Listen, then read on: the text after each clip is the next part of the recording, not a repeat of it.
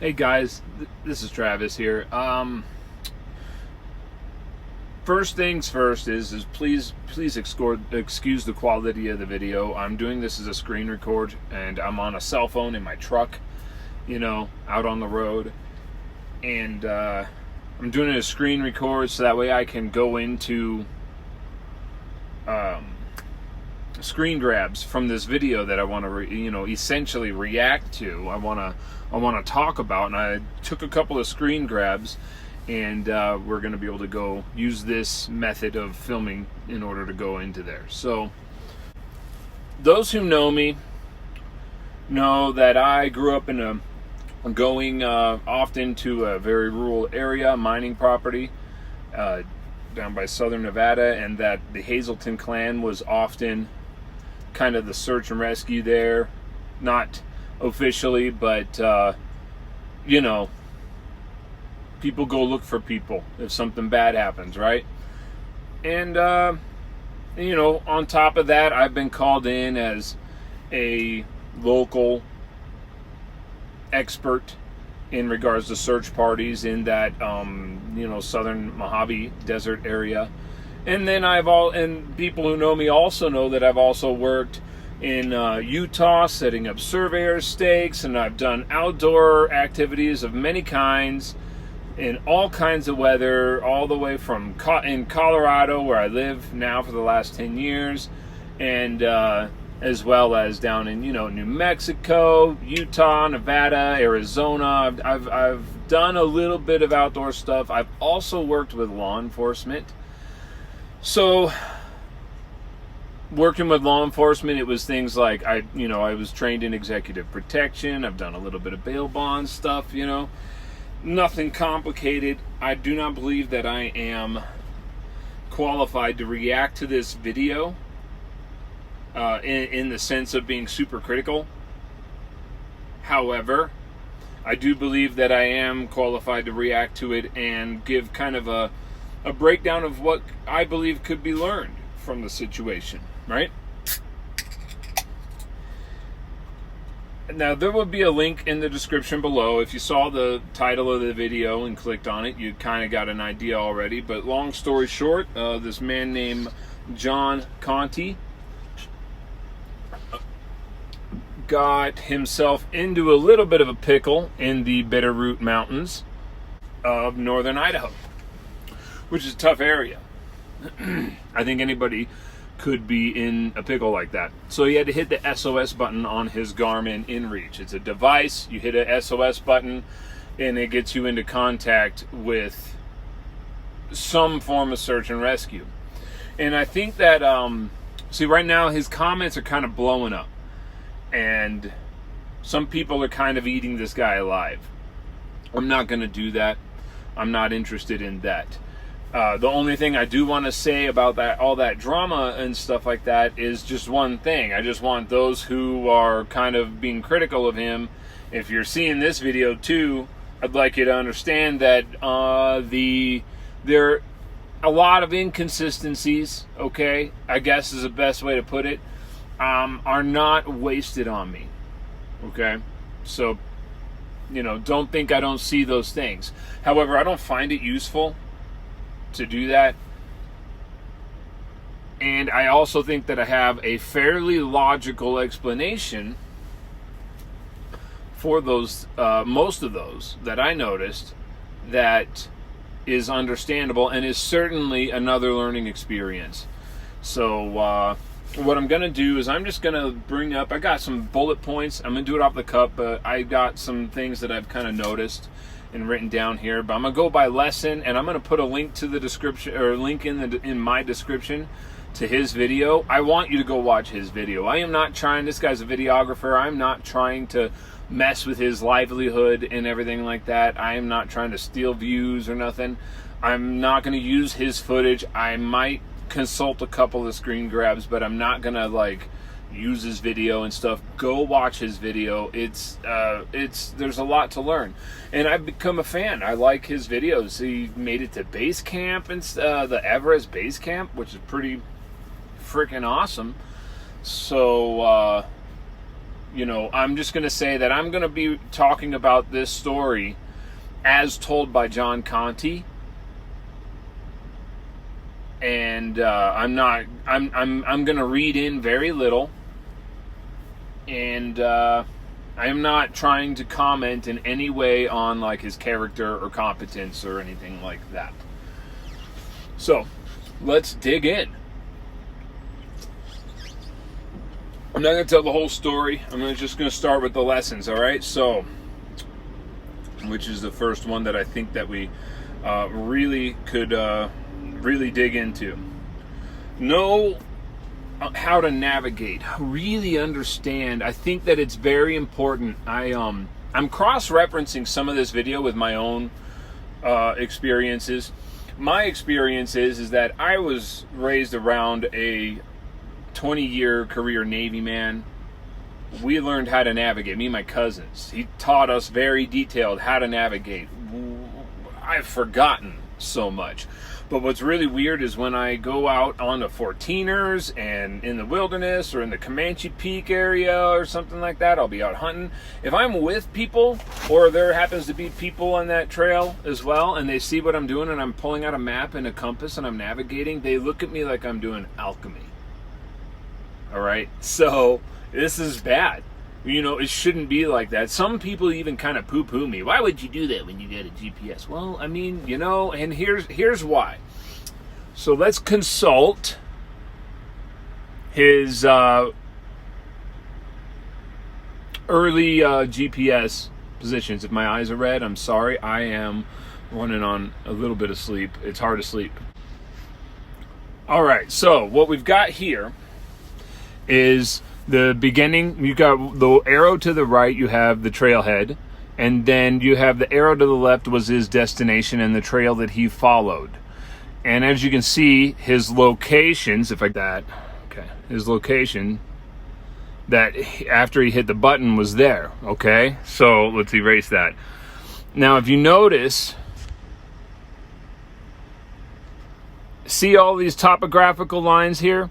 For those who don't know, this is very simple. Each of those lines represents a certain amount of elevation, okay? That is different per map, and I noticed that in this map he didn't include the legend, so it's hard to really figure out, but, you also can see it very well.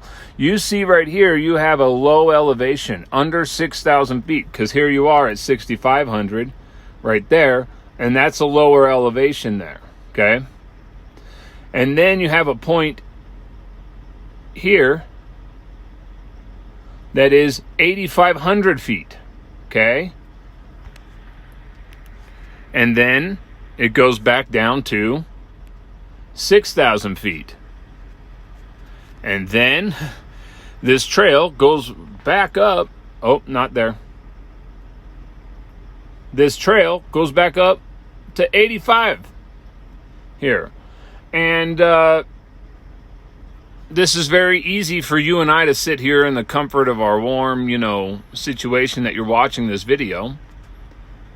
But as you can see, you have two situations that are very easy to tell that you can, that there's going to be elevation gain. Now for me, this is easy for me to discern, not just because it's a very simple concept, but because simple concepts are really easy for people to overlook.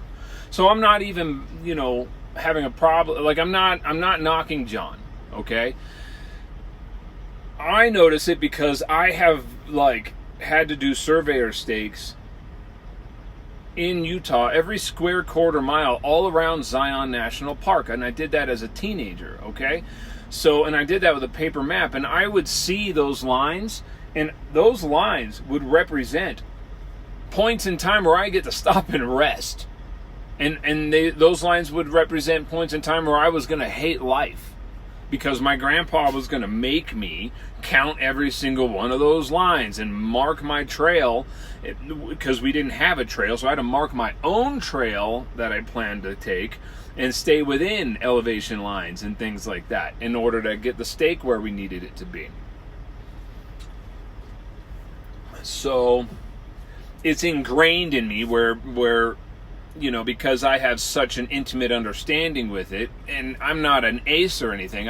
Like I said, I have forgotten so much. My grandfather would be like, "What's wrong with you?" if he saw me trying to do it now. But I immediately spot those things naturally. It's kind of like when you're, pick your skill. You're good at something. Pick your thing that you're good at. Like maybe you're good at driving, and then you're like, well, I'm going to spot that stop sign, or I can spot, I can spot the lane when other people are missing it because you're good at it, right? So I'm particularly okay at that because I've been so ingrained, and I think that that's an argument for making sure when you're doing your adventures, whether you think you need to or not, grab that map, grab a compass, do all of the stuff, measure how long it takes for you to go X amount of distance. Like I can tell you right now, if I'm up at 13,000 feet in high altitude and steep terrain, I know that half a mile is about an hour, which sounds nuts. But I know that if I'm going a given direction and if I haven't charted my course and I know I'm going east in said situation, I can say, all right, I can look on the map, find my old spot, go east, bam, half an hour. I was doing that for an hour. I already know this. So you should go ahead and do that too, because Jon was under the impression it was a fairly even snowshoe, when in fact he had 2,000 foot gain and drop in his planned trek. So I believe that needs to be a much more commonplace thing in wilderness activities, is understanding how to navigate. In fact, one of the big lessons is basically be your own first responder. That's the most important thing, man. You are the first responder, okay? You are the one who better get yourself your food. You are the one who better know how to navigate. You are the one who's going to be there first if you get injured, right? So get ready for that stuff. You should train as if you're a first responder. However you think search and rescue people should train, you need to train. So, lesson number 1 that I think that we could learn from this, and I learned from this because I haven't done some of that in a long time, so I'm gonna pick it back up, so I'm not trying to knock the guy, right? Jon had planned for 4 to 7 days, so he planned for 4 days and he packed for 7. This was smart. Okay. Now, I don't know exactly what happened. He didn't run out of food out of the whole video, okay? He ran out of fuel for the food. So you have one issue is that the food was a thing. He started rationing his food at day 3. And I believe that this contributed to an impaired mindset. Anyone who's fasted knows that like day 2 and day 3 is rough, cognitively speaking, right? So you got the fact that you also have the fact that he only had, according to him, he didn't detail his loadout, but he only had dehydrated backpacking meals. Those are freeze dried, so they're cooked like eggs and sausage or something, like and baked. Sorry, I got the hiccups. Potatoes, whatever, and then they're cooked, and then they're into like a casserole, and then they're freeze dried. It's like space food. Remember that when we were kids? Remember 1994 when astronauts would show up and give you the freeze dried, ice cream things. So it's things like that, and the typical method is to heat up some water and mix it in there, rehydrate it, and then eat it that way. He brought 1 fuel container, so obviously at face value should have brought 2. I wouldn't know. I don't use those things ever. I've barely ever used them. I've used those kinds of things when I'm doing like tailgating with like my kids and stuff, day trips. I don't really use them in the context. So if I were given that and told I had to use that, I would probably screw up. So there's that. I'd probably screw up. But I think that there's an argument for there are 2 solutions to this problem. And the problem isn't just the food or the preparing the food. The problem is the cognitive ability and what your body is going to be capable of with this extreme calorie expenditure while you are hiking. Okay? I believe that a person should probably pack at least close to the calories they're expected to burn. And now if I cross-reference this, what he went through with what I know about my calorie burn, I wear a Whoop, and I did a recent 14er and I burned about 5,800 calories. The first time I tried that 14er, I did 20 miles that day, and that was 64 or 6,500 calories. Are you backpacking and likely going to pack 6,500 calories every single day? No, but probably not. But definitely it makes me think of what kind of food I would want to bring. And I've never thought of it from a calorie standpoint like this. So I'm happy that this video popped up and it kind of got me thinking. If I were trying to shoot for at least 4,000 calories a day to carry with me, I'm going to want the most calorie dense stuff. And I haven't started looking at any labels or anything, but definitely I don't know for sure that I would go with those. I would probably bring a few of those dehydrated meals as like your hot meal at the end of the day. That's kind of a treat, you know.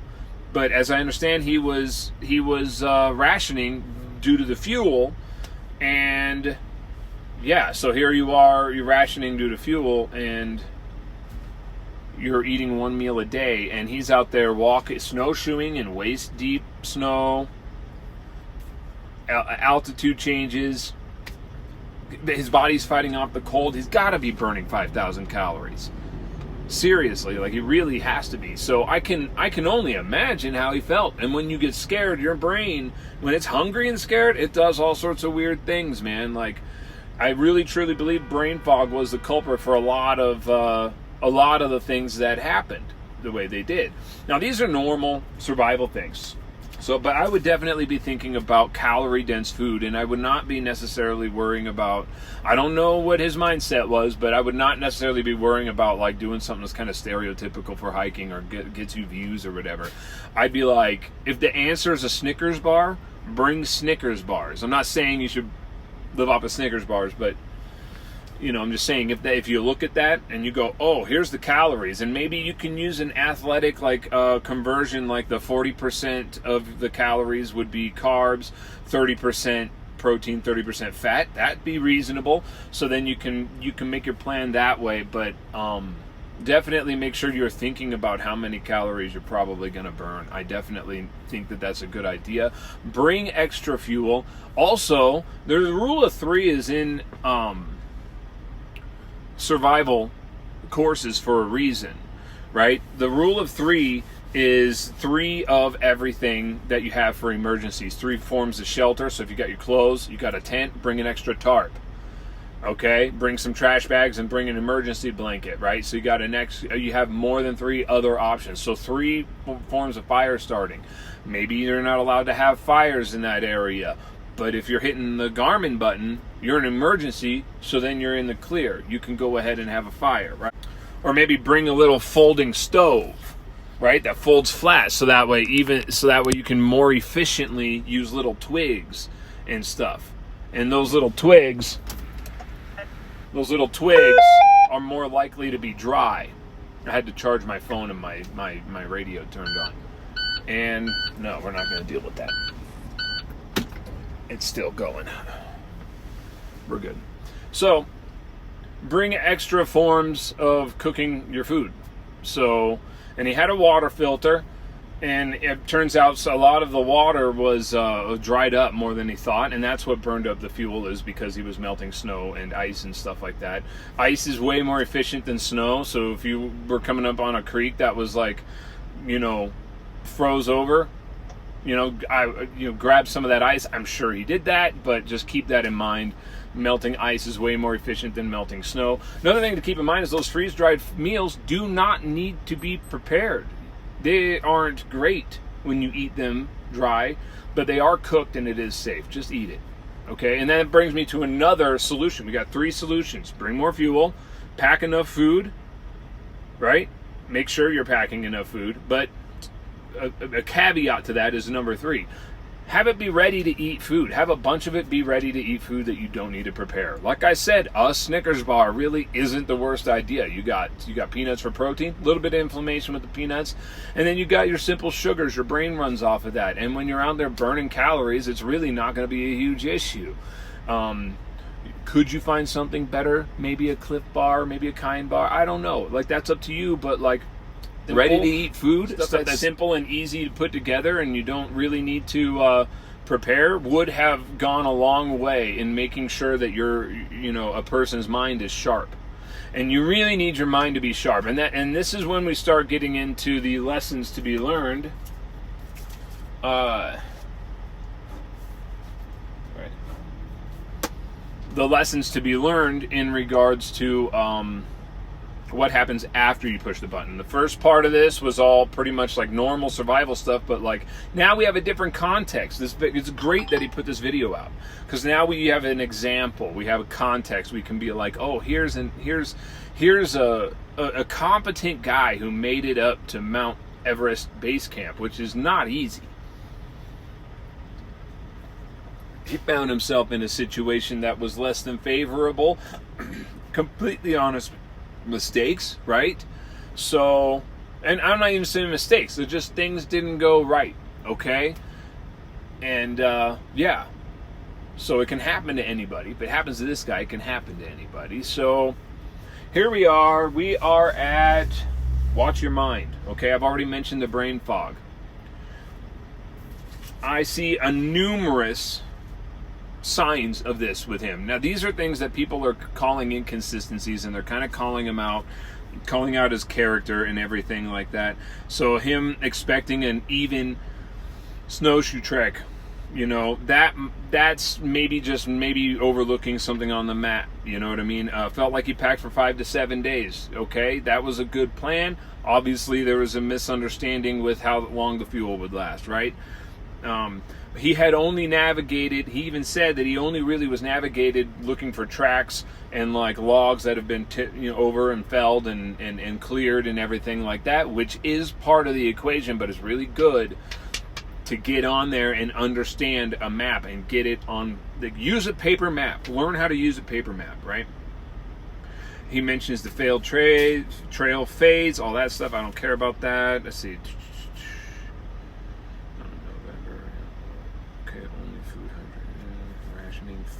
Rationing food once a day on day 3.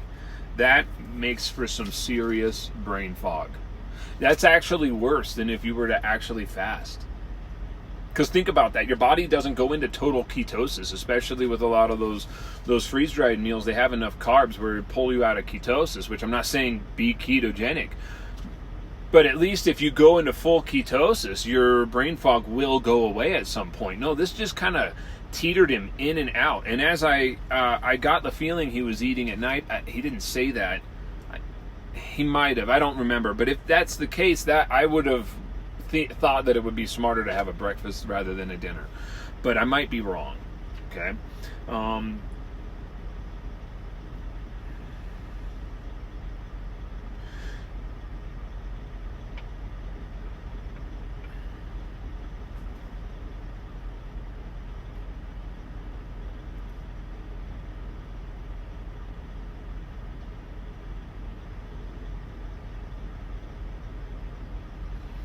So, the brain fog, all right. So what he claims is that he more or less followed the trail. He had to park somewhere back here because he couldn't make it. He crashes, he follows the trail. I think that it's pretty logical that he had probably gone off trail a little bit, That's understandable, and I think he kind of like alluded to that. Now, what's unclear is he says that he went down somewhere and about 1,000 feet in half a mile. Now, the only way I think that would have really happened... All right, so check this out. We're going to go back here. We're going to restart that. All right, so what we have here, let's edit. So he had to start on the trail somewhere back here, okay? It was 6 miles in or something like that. 6 miles in, 6 miles out, right? And then he ends up here. Let's zoom in. And this is where he hits the button, okay? Right there is where he hits the button.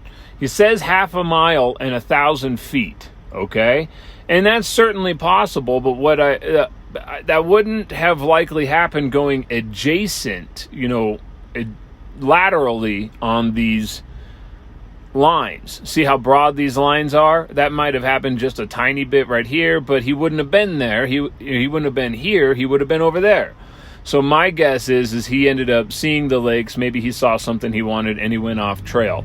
That's not necessarily wrong. That actually looks like a pretty nice place to go off trail. Looks fairly level except for right down here, and it doesn't even look too bad. You got like a 500-foot elevation change right down into that. But, you can easily walk around or walk around this way. So it's really not like a big problem. And at least from my perspective. But if you have brain fog and you're at like day 2 or day 3 of eating one meal a day, those meals only have maybe 500 to 800 calories. You're burning at least 3,000 calories, at least 2,000 calories for sure. He's snowshoeing. He's in super deep snow. It's cold as hell. It's the Bitterroot Mountains, almost Canada, Yeah, I think that there is definite brain fog going on here in regards to why you, in regards to thinking that he's stuck. You get what I'm saying? Because there's no reason why he couldn't have simply gone back the way he came. So that's not an inconsistency. This has nothing to do with Jon's character or anything like that. But it is definitely an indicator of the mental situation. Okay? That's my opinion. Another thing we have is so here he hits the button. Not feeling good. You need help. How far are you from the trailhead? Okay. That's not useful. So he believes he's stuck in a canyon and that the snow's too thick for him to get out. Okay? And this is after he hits the button. So we see here that he hit the button. He tells them that he's safe, that the snow is just too thick. He's kind of just telling him what to do. Okay? And this is IREC. We're contacting emergency service. This is just Garmin getting a little bit of information to send it to law enforcement. So he says, I'm alone and I am not injured, and he says he's lost. So I don't know what's 100% going on here. I'm going to attribute this with brain fog because it doesn't seem like he's lost. It seems like he's stuck. Okay? This isn't the same as lost. So this has an effect on how you're going to expect law enforcement to do what they're doing. So he said, I'm lost, and he's trying to find the way, right? So if he's lost, then it's definitely because of brain fog. He's sitting there right there with the Garmin and his own known location, okay? But if he's not lost, then there's something going on in his mind where his mind thinks that this is the better way to tell them. And if he would have told them that he was stuck, not lost, they wouldn't have been just trying to point him the right direction here. They said, go to the lake. There's a trail. Like they're trying to solve his situation as he told them. They're saying that he's saying, I'm okay. I have food. I'm not injured. Right? And I'm lost. Instead of saying I'm stuck, I'm lost. So I'm attributing this to brain fog. A person would have thought about communicating much better if you had some food in your stomach. Now this is something to learn right here. You have message number 2, Message number 1 up there, as you can see, they're having to cut lots of trees out. So they're doing work. They're trying to get you. They're not going to allocate a helicopter for an uninjured person that is simply stating that he's lost. They might allocate it for somebody who's isolated and can't move or is injured. But they're not going to be able to get a helicopter. They probably have to commission it from a different agency or a state agency, and there's all sorts of red tape and paperwork and all that stuff, right? And then so he's obviously not communicating with them very well. He's not under, what are you talking about? I'm halfway up this mountain right now, blah, blah, blah. So he's not understanding what they're saying. You know, any road that's up there that you can see, if you see Tom Beale, you can attribute it to 362. He was confused, and understandably so. He hasn't been eating.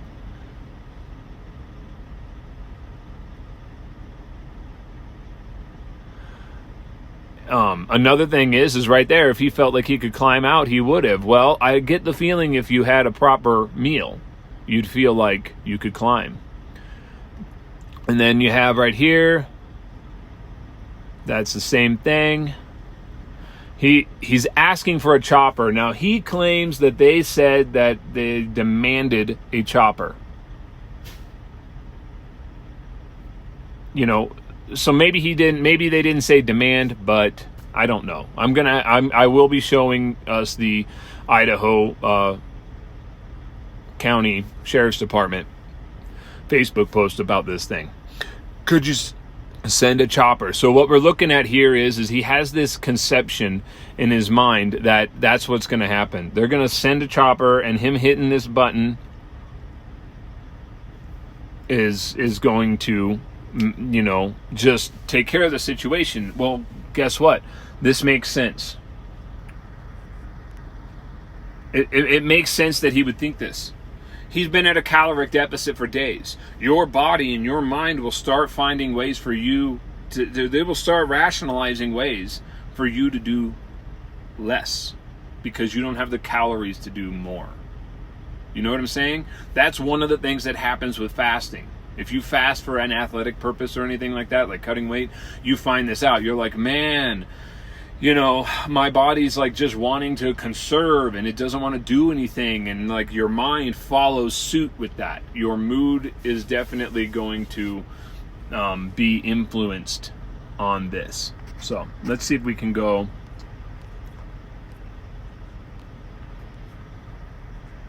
find the Idaho County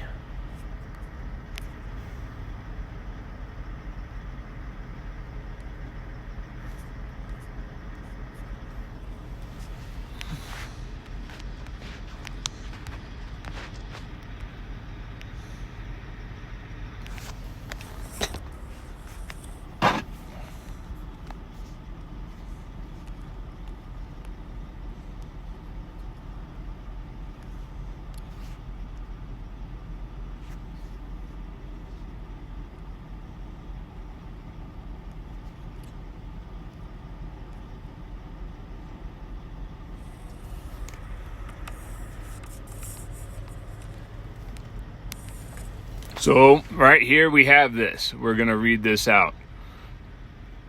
Idaho County Sheriff's Department. This is pictures. Oh, this is a later.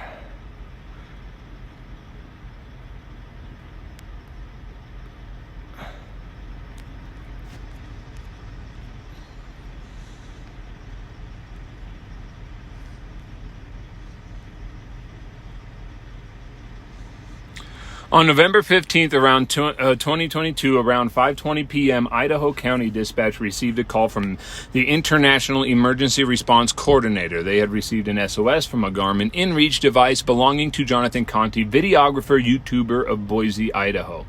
The location given was just north of the Walton Lakes, which is the south of the Powell Ranger Station between Elk Summit Forest Road 360 and Tom Beale Park Road, Forest Service Road 362.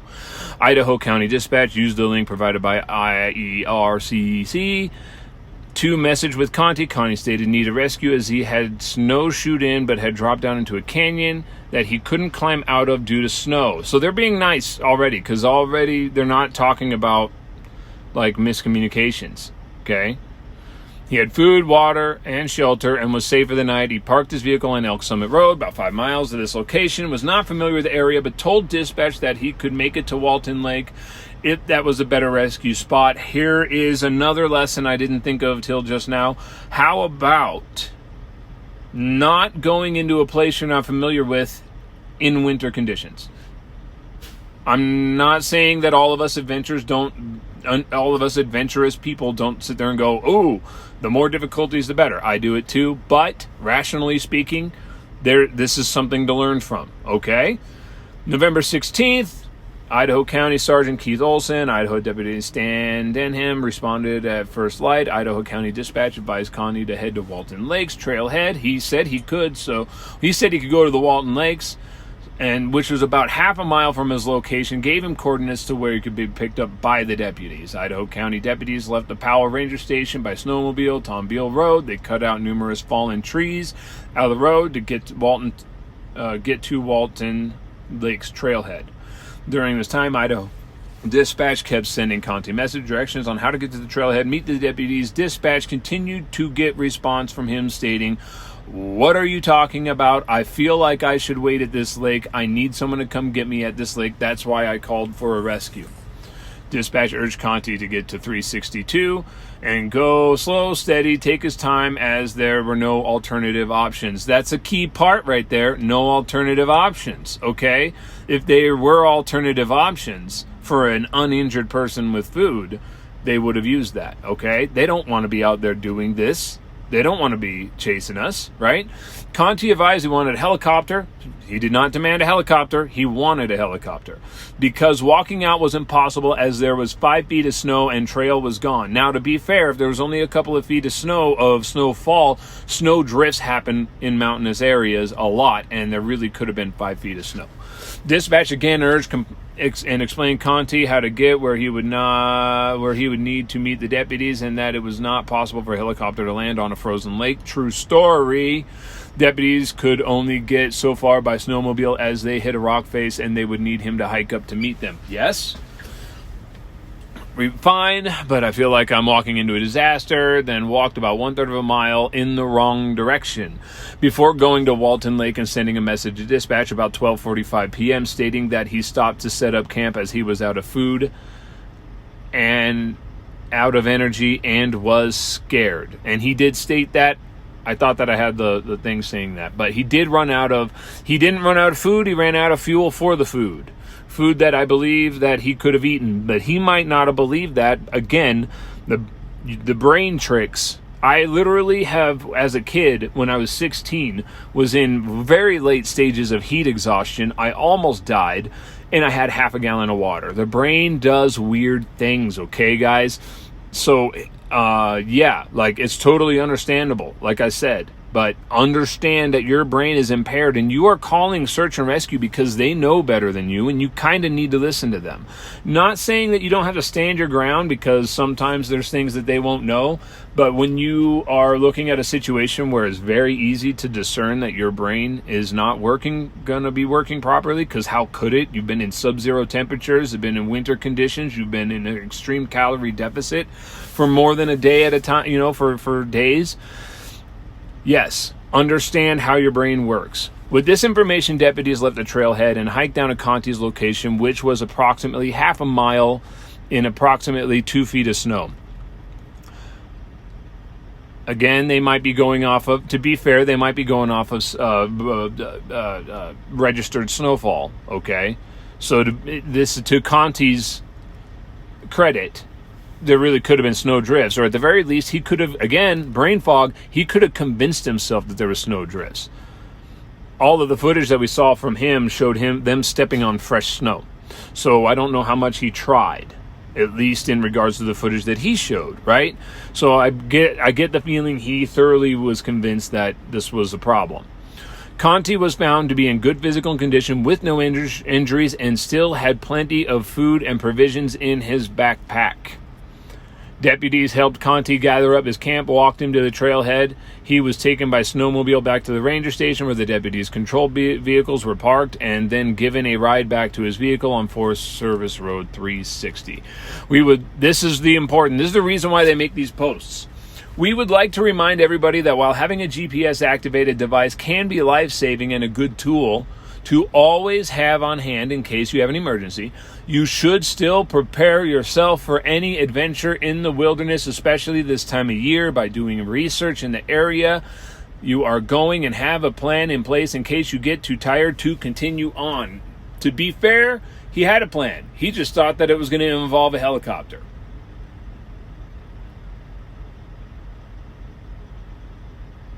So there's pictures of the situation. And yeah, so let's see if we can get back to the camera.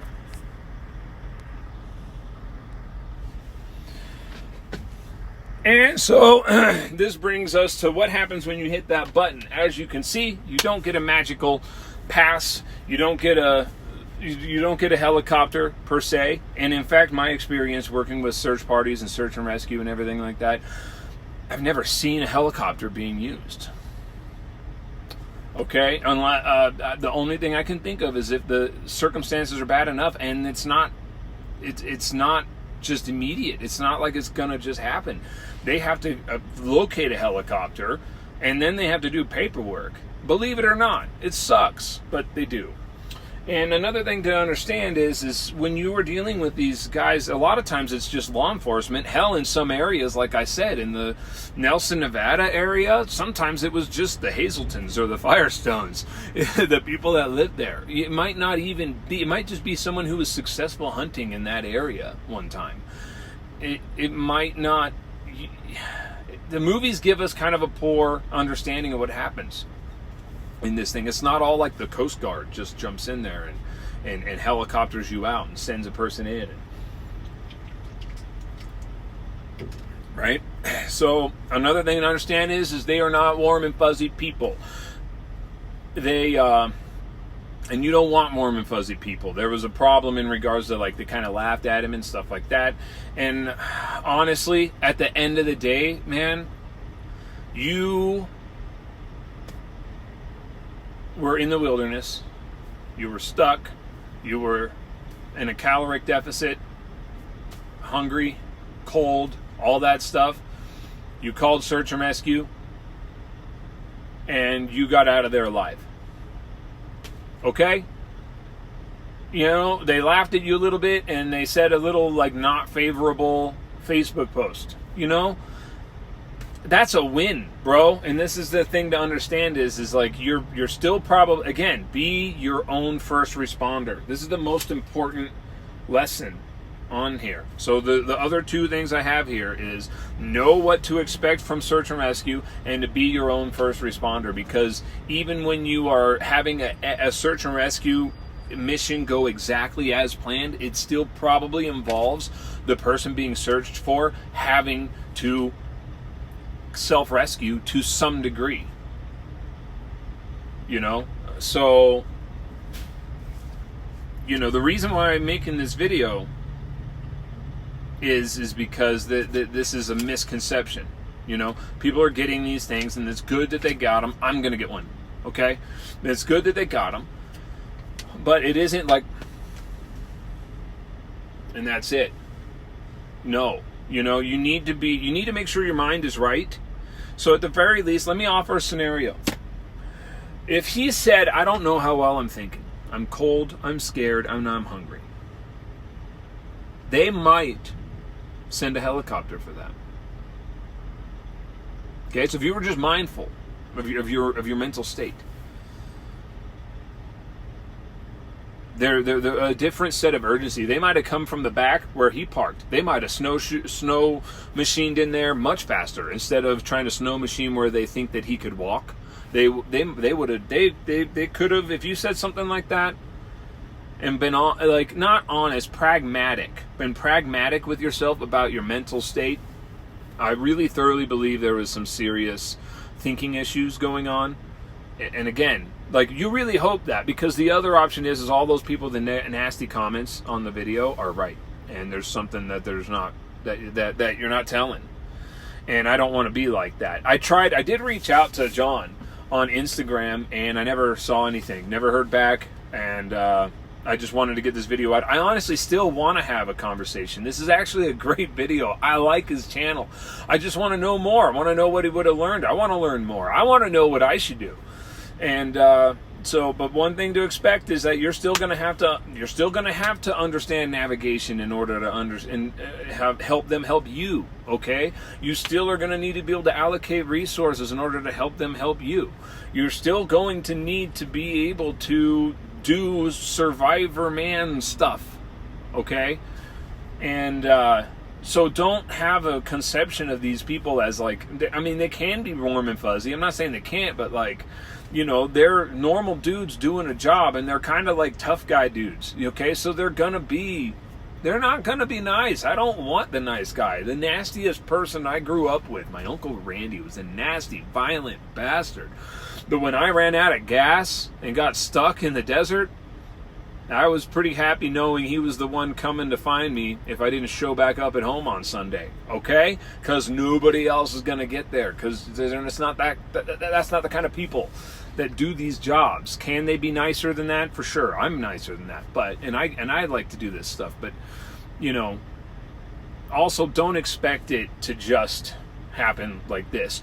I'm going to also include a link in the description to another video, another channel. I'll include the link. So link 1 is going to be Jon Conti. Link 2 is, I forget the guy's name, but that's an example of hitting this button in a more dire situation, because this guy had a client who actually had an injury, had been kicked off a horse, and they did have to have a helicopter involved, and that's an example of a very, very good, well-operated plan. Everybody was doing their job. Search and rescue or not, everyone was doing their job. And they did it all perfectly. And even though it happened pretty much perfectly, this guy's mindset was not in any way defensive. This guy's mindset was much more, what can we learn from this? He's still trying to improve, even though it happened perfect. He's still trying to improve his system. And there's a reason why that guy's successful as a backcountry guide, right? And I mean, Conti's probably going to do great. Like I said, I'm a fan. I like his videos. Great videographer. The only thing I will say is I'm not going to... The only drama thing I'm going to mention, really, other than what I've already mentioned, okay? Jon, you claim that they kind of doxed you and that they called you a douchebag and they said that you demanded things. Those are not true statements, okay? We read the whole post. They did not say that you demanded that. You did request one, and that wasn't going to happen, and they just stated that you requested it. And they didn't dox you in any way that you don't dox yourself. You are a videographer. You're a YouTuber. That's all they said. They said where the city that you live in. They didn't post your address. So, like, you know, try to understand that they're looking at this, and you got thousands of subscribers, okay? And tens of thousands of views on like a lot of your videos, and this one's like hundreds of thousands of views. So if anyone's inspired to go about their outdoor activities in exactly the same way as you, they like your videos, they go out there and do what you do, and if they do exactly what you do, that creates a lot of work for them. Okay, so imagine this scenario, same situation you're in, okay, but you didn't. Same situation you're in, but you fall and hit your head while that Garmin is dying. They know you're walking around looking for a way out, so they don't have any reason to think you're in the same spot per se, right? And you just ghost them, and they're still waiting for you to show up. They think you're on their way, right? So what I'm saying is it very well could have been a lot worse, okay? You know what I'm saying? But if you're pragmatic about everything, that sense of urgency would have been up there, and they would have been there a lot faster. You know, because they would have known more of what they were looking at. They'd be like, oh, we got a delirious guy who is mentally impaired due to the elements. Completely understandable stuff. Okay.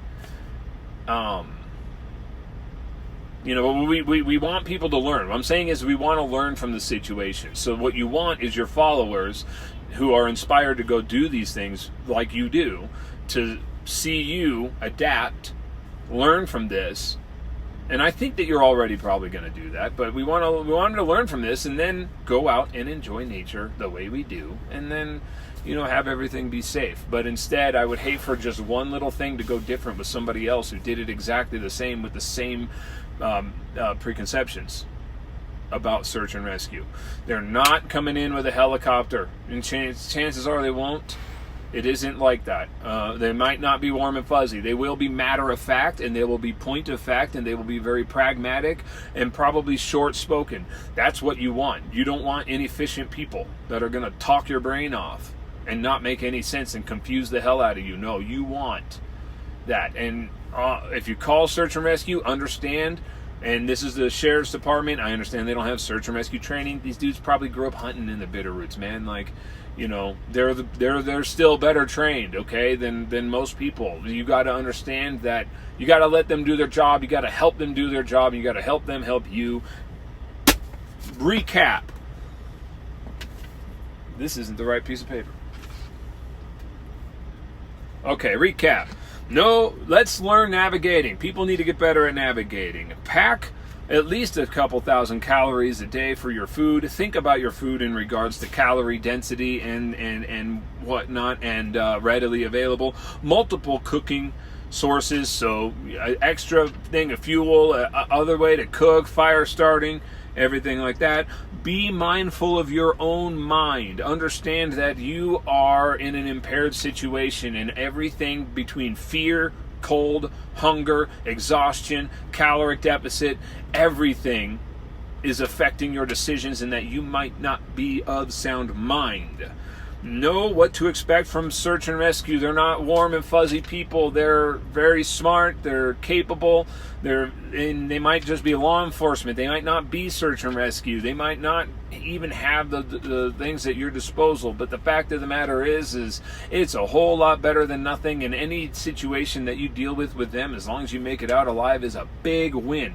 And then last, and the first and foremost important thing, is be your own first responder. Let's go out there and get our first aid training. Let's learn how to use our blood stoppers. Let's learn how to navigate. Let's learn radio communications. Let's start packing radios like GMRS and ham radios. Let's start lining up people, to be on the other end of those radios. Let's maybe even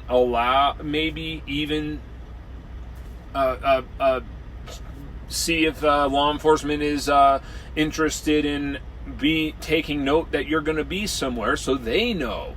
It's good that you had your friend. It's good that you had a plan, and that they knew where you were going to be and when to expect you back, and you had contact with them. There are a lot of things were done right. You were dressed for the situation. You had a lot of good gear.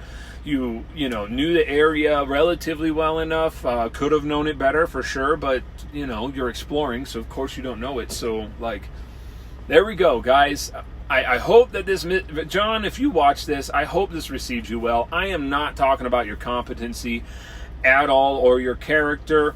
I think that this was a great learning experience. I really encourage everyone to go ahead and look at his video, and also look at the other guy's video. I'll include links. Have a good day. Let's be safe, and honestly, let's try to spread awareness of this, so that way people can more accurately and efficiently self-rescue. Have a good day, everybody.